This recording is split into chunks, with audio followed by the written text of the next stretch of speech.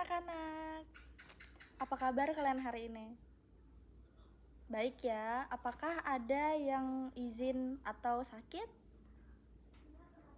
Oke, tidak ada. Oke, sebelum kita memulai pembelajaran kita hari ini, marilah kita berdoa terlebih dahulu kepada Tuhan Yang Maha Esa menurut ajaran dan kepercayaan kita masing-masing. Berdoa dimulai.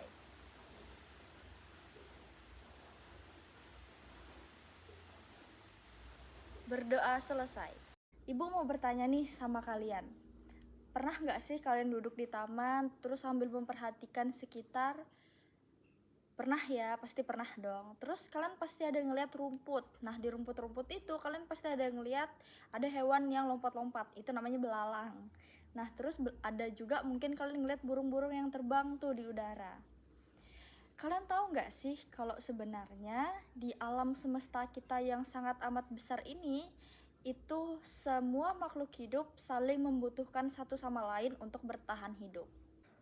Hari ini kita akan membahas tentang perjalanan rantai makanan, tentang roda yang berputar, tentang perjalanan memakan dan dimakan antara makhluk hidup. Rantai makanan ini adalah perjalanan memakan dan dimakan antara makhluk hidup dengan urutan tertentu nih.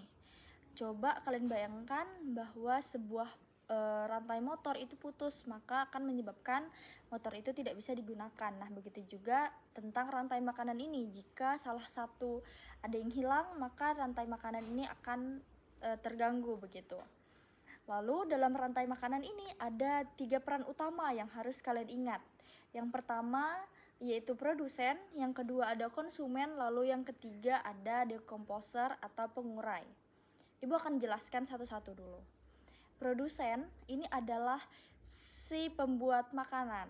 Nah, produsen ini atau si pembuat makanan ini tuh biasanya tumbuhan hijau yang bisa membuat makanan mereka sendiri melalui sinar matahari. Contohnya yang sering kita lihat yaitu rumput. Yang kedua yaitu konsumen atau si pemakan. Nah, konsumen ini adalah makhluk hidup yang tidak bisa membuat makanan mereka sendiri. Nah, karena itu ini dibagi menjadi beberapa kelompok.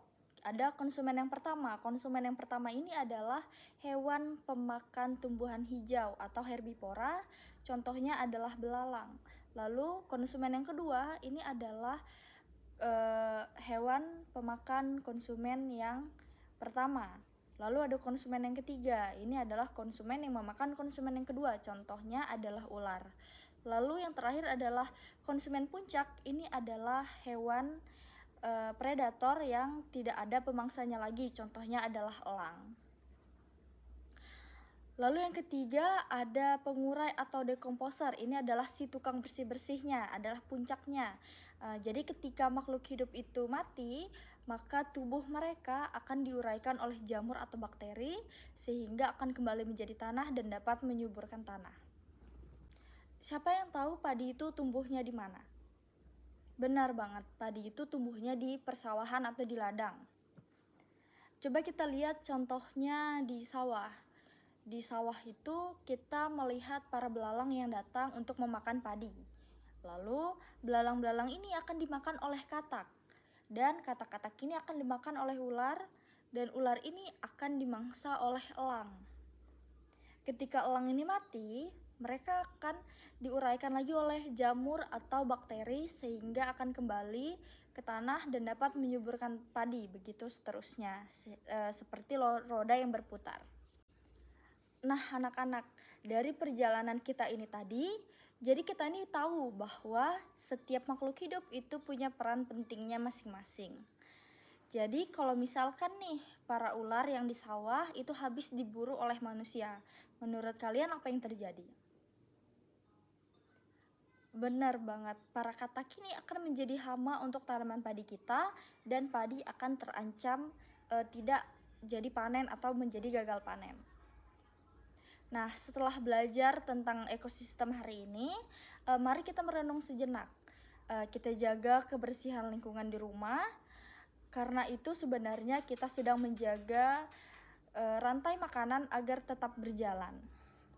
Mari kita berjanji menjadi pahlawan lingkungan, mulai dari hal kecil di rumah kita masing-masing. Mari kita tutup pelajaran hari ini dengan doa dan sampai bertemu di pelajaran berikutnya. Sampai jumpa.